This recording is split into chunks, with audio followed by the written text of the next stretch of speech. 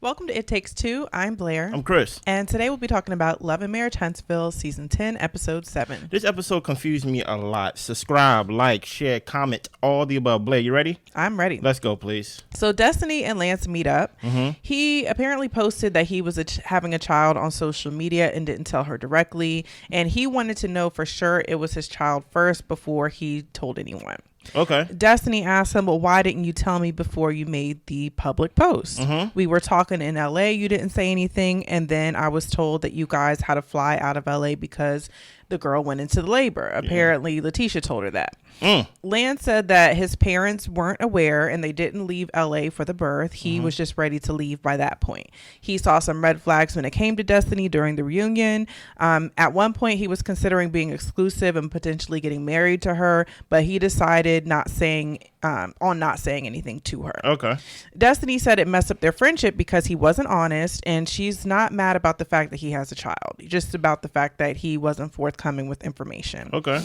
Lance felt like they were casually dating. He had deeper feelings than he would share with her, but he hired his bodyguard for her events, and she was flirting with the bodyguard, playing in his face. Okay. Destiny said that he was fine, and she never really did anything disrespectful, but Lance reveals that it was his godbrother. Ooh. Destiny didn't know that. Trisha told Destiny that the godbrother is interested in her, and Destiny would take him up on that offer if he was to ask her out. So Lance appreciates that she is telling him this. He just had a baby, so he can't really say anything, and he gives her his blessing to go on dates with his godbrother. Yeah. So essentially, they're good. She talks about how she's taking her time with dating, like how she did with him, and he says, yeah, maybe too much time, probably why he ended up making a baby.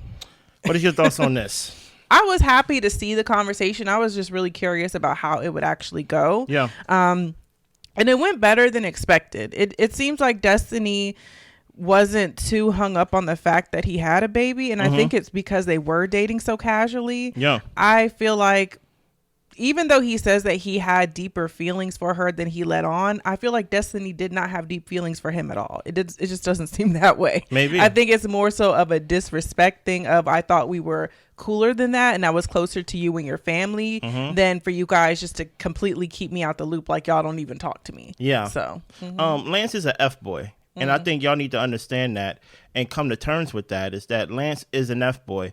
We're going to see a scene later on in this episode, which I was like, what is Nell mad about? You get what I'm saying? But first of all, everything that Lance said out of his mouth, he says one sentence and the second sentence contradicts the first sentence. And then the third sentence contradicts the second sentence. So all of a sudden it's casual, but then all of a sudden, you know, you had deeper feelings that you did not let Destiny know. All the while you was thinking, I want to marry this girl potentially. All the while, I'm not going to tell her personally that I may have a baby because I don't know if it's mine yet, but I'm going to let social media know. yeah. How the hell that makes sense? It doesn't make sense. First of all, I'm going to be honest because I'm not the biggest Destiny fan, right? And Destiny flirting with the bodyguard and things like that, both of y'all was very unserious, I guess. But, you know, god brother is not your stepbrother and it's not your real brother. Basically, it's your best friend, if that, right? So the whole god brother thing of trying to make it seem like, aha, I got you. You wasn't serious about me either because you were flirting with the bodyguard that I got for your event. It landed flat for me. And this is coming from someone who doesn't see it for Destiny personally on this show. You know what I mean? So that's why I'm like, to try to make it seem like, hey, you wasn't serious about me the same way as I wasn't serious about you, but I had deeper feelings for you. Lance, stop lying. You was messing around the whole time while you was with Destiny. And guess what? It could have been casual and things of that nature. But one thing that we're going to learn is that, hey, Destiny is kind of close to the family in some regards. And the fact that you want to try to make it seem like, well, you know, I let social media know, but at the same time, you and Destiny was personally talking. Why did not, if both of y'all agreed, or if both of y'all are moving as if it is just casual, then what's the harm in saying, hey, I may have a baby on the way? Yeah. So that's why I'm like, everything that Lance is saying, he cancels out his own synthesis with his own lies, in my opinion. So that's why I'm just like, yeah, Lance is an F-boy. So the guys meet up for virtual golf. Lance talks to Martell about Destiny and how he wasn't open with her about the baby. He does still have some feelings there, but clearly, you know, he does because he was hiding stuff from her like he was in a marriage. Okay. And I just wanted to point that out. with this franchise and these men and how they view marriages and relationships Okay. and how they value their wives or ex-wives, it's like it's not a real partnership. No. It's like, I want you around for whatever selfish purposes for me to serve me, but I'm not going to be honest with you or real with you, because if I want to marry somebody, that means like they're my biggest confidant. Yeah. But according to them, their wife is not. That's the person who they lied to and cheat on. It's just the craziest thing. I mean, it's not new, but I just think that it's just crazy in this friend circle that's how they talk about it. Like, I'm lying to her like I'm married to her. It's like, y'all are crazy. Yeah, it is. Anyway, Martell and Maurice tell Lance that he needs to get a vasectomy. Do you agree that he needs to get a vasectomy? I don't. The only reason I don't is because Lance is pretty young, and I think he wants to get married again and start a family. Okay. With the next person that he marries. I just think he needs to be more responsible when he's having sex. Yeah. I think that's the major thing. But if he wants to end up settling down with somebody and having more children with that person, I don't think he should get a vasectomy yet, just because of his age. And who was the one that actually suggested that he get a vasectomy? Martell and Maurice. Now, Maurice. Now, I'm going to ignore the Martell part of it, but the Maurice part of it is Maurice likes to mind you. This is this whole peace treaty event right here that he's doing, and he likes to always try to make it seem like he is, the moral compass of what's going on, right? You want to try to correct the act of basically having children, but what about the act of commitment? The act of, mind you are one of the married men on the show. You right? Martell's not married. Maurice is married, and Marsau is married, even though y'all believe everything and things of that nature that they may be doing on the side allegedly. But let's just stick to they're married, right? So he should get a vasectomy because he already have multiple kids. Now, granted, we can correct the whole thing of, hey, not having kids and this is the last amount of kids you're going to have. But what about the actual act that lead to that? Yeah. The act that leads to, hey, you are sticking and moving. What are you looking for?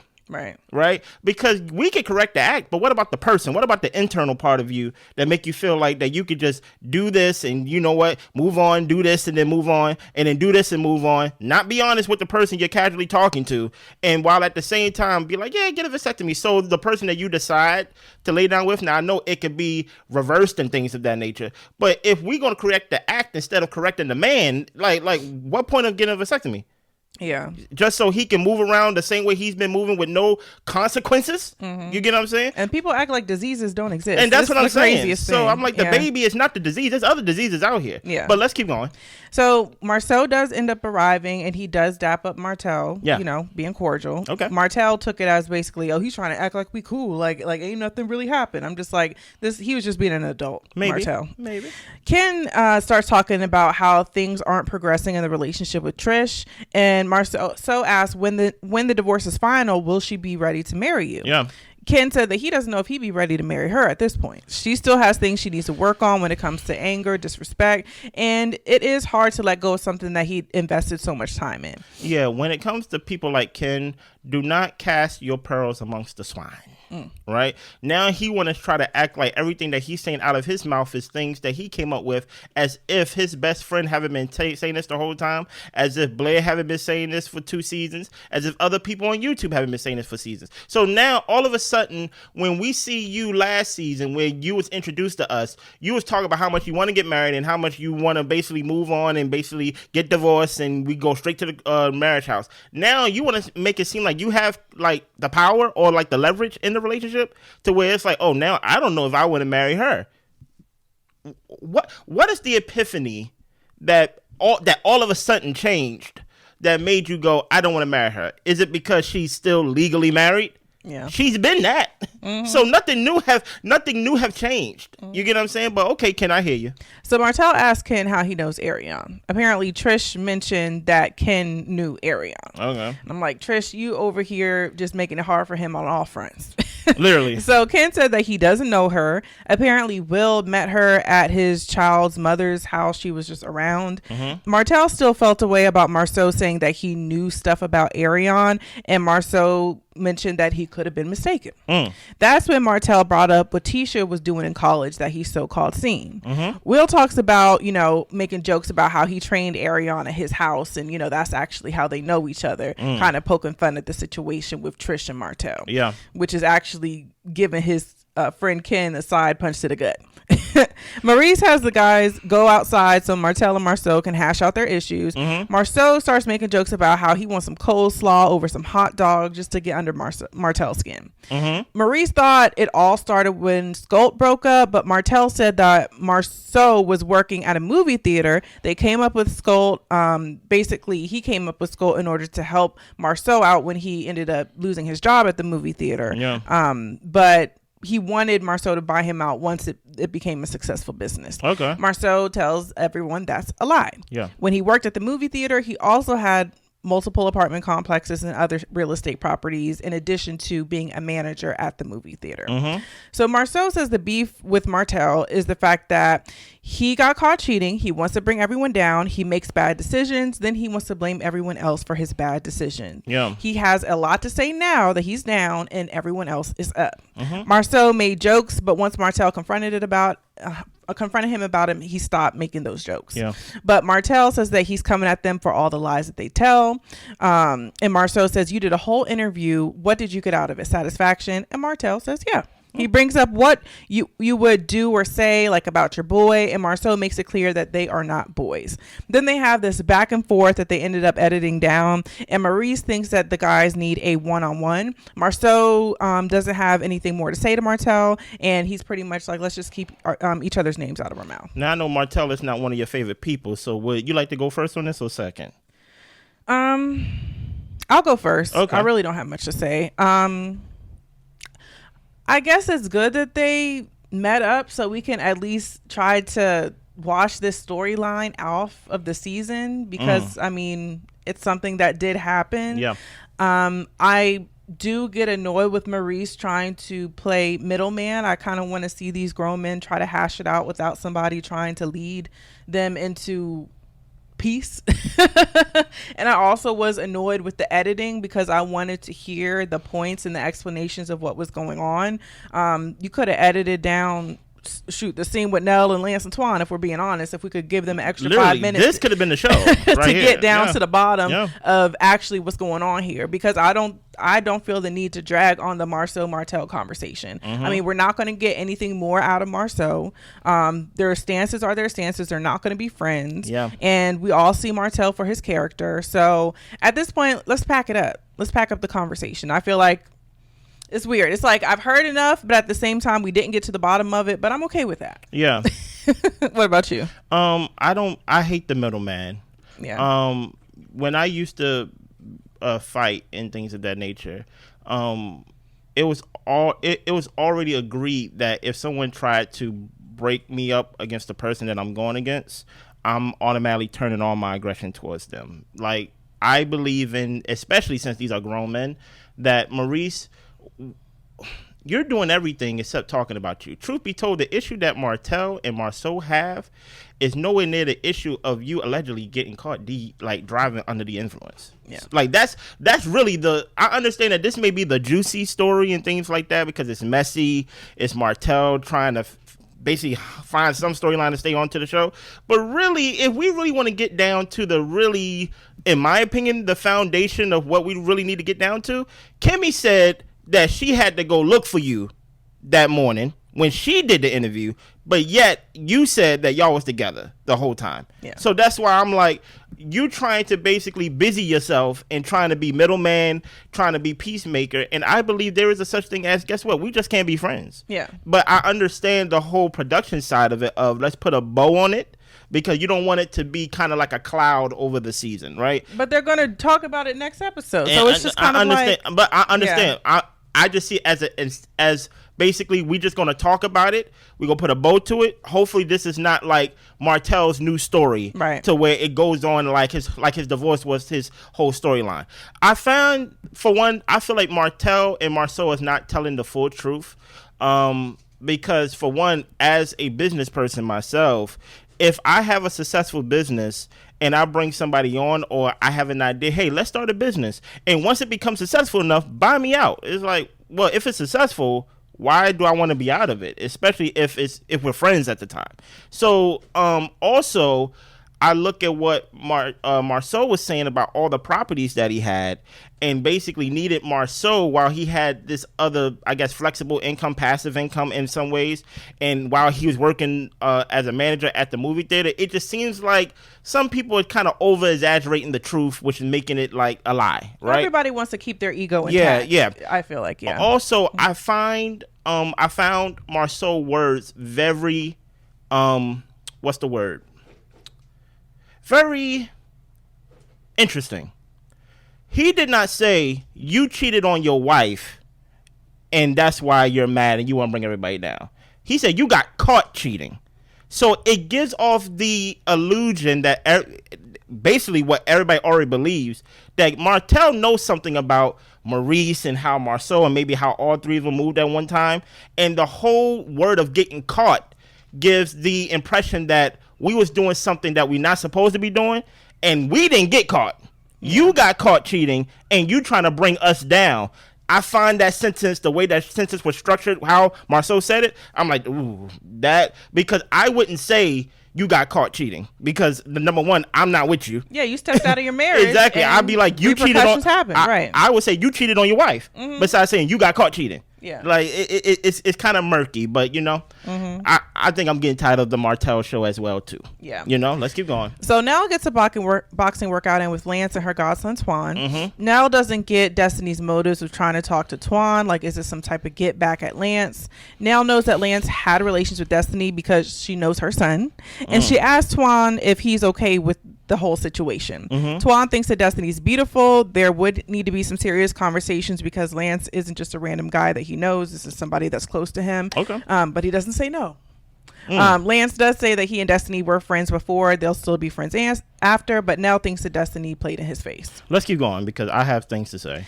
Now, Nell and Destiny had their sit down. Yeah. Destiny said that their relationship changed. It hurt her feelings. I mean, they had been talking like to each other on the phone for multiple years and had a pretty close relationship, with Nell being somewhat of a mother figure to Destiny. And Nell said, well, you said you would have to reevaluate the friendship. And Destiny said that she wouldn't have put Nell in an uncomfortable situation by inviting people around that she doesn't get along with. Of course, we're talking about the Sonny and Moses situation. Yeah. Nell just wanted to invite everyone to her bachelorette. She wasn't trying to make anything out of it. Destiny also doesn't feel like she treated Nell any differently. Latisha told Destiny that the Fletchers, their whole crew, flew out in order to see the baby get born. Yeah. And Nell explains that, number one, Tisha needs to mind her business because the baby wasn't being born when they left LA. And what is there to reevaluate when you're over here flirting with the godson while trying to date her son? If anyone needs to reevaluate, it's Nell.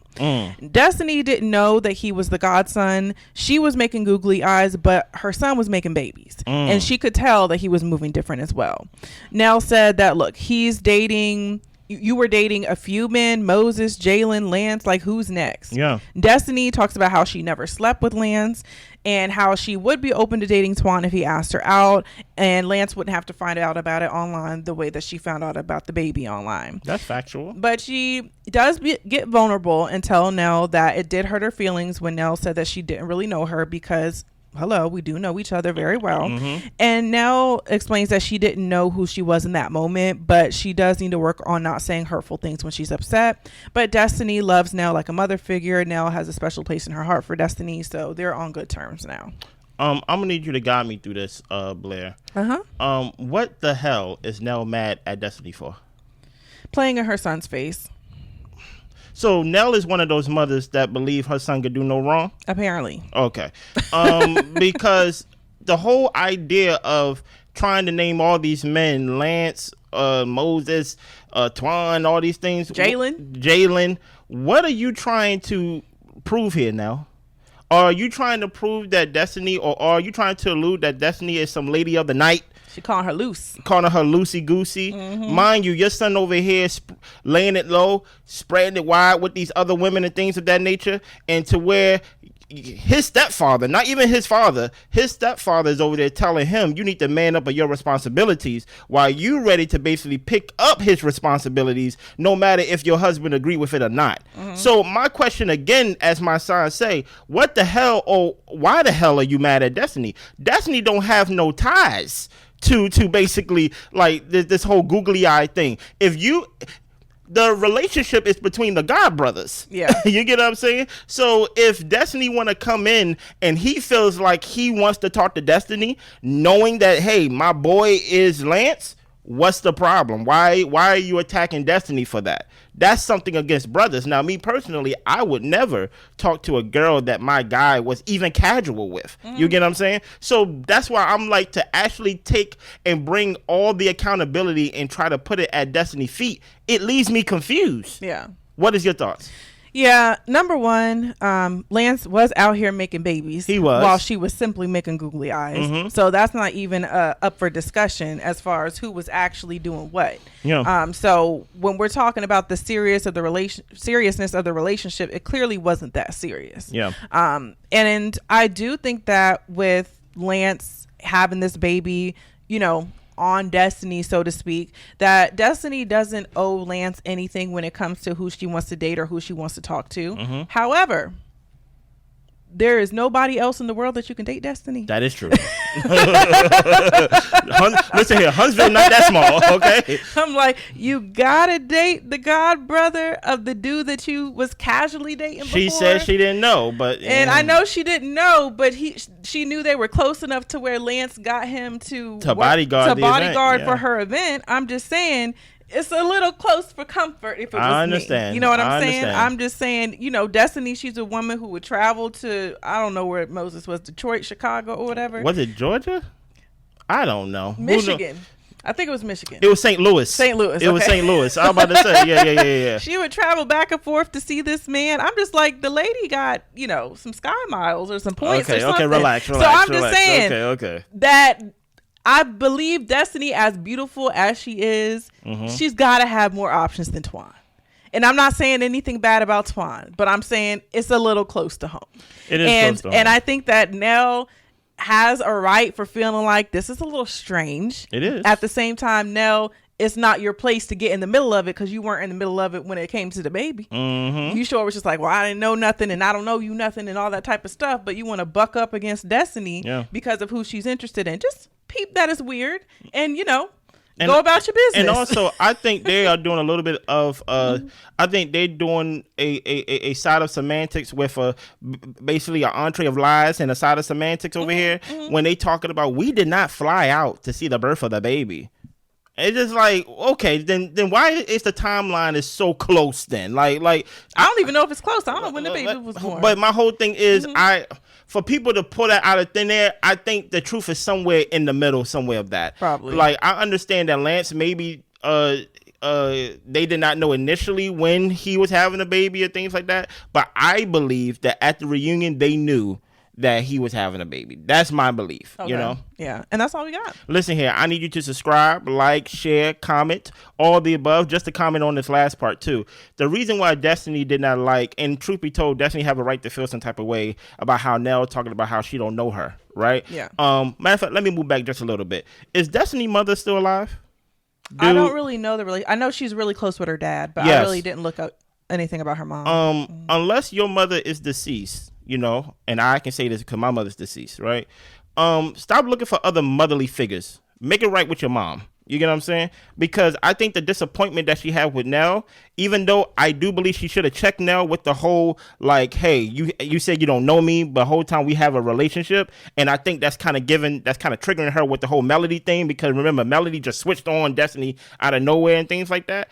But at the same time, let's not put the full burden of responsibility. Like, I view you as a mother figure. It's like, no, view your mother as a mother figure. And if not your mother, your aunt. And if not, let's move down your actual family tree before we start actually involving people that's not our actually family, our actual family, and then putting the expectations of act like my actual family. Like, no. Her loyalty is going to be with her loyalty son. is to her son. Yeah. You know what I mean? Yeah. So that's I'm just saying that not to basically put fault on Destiny. Just let's get realistic. But to protect yourself in that way. Right. To manage your expectations when you're dealing with people who are not your actual skin folk. You get what I'm saying? Anything else? That's it. Y'all be good. Bye.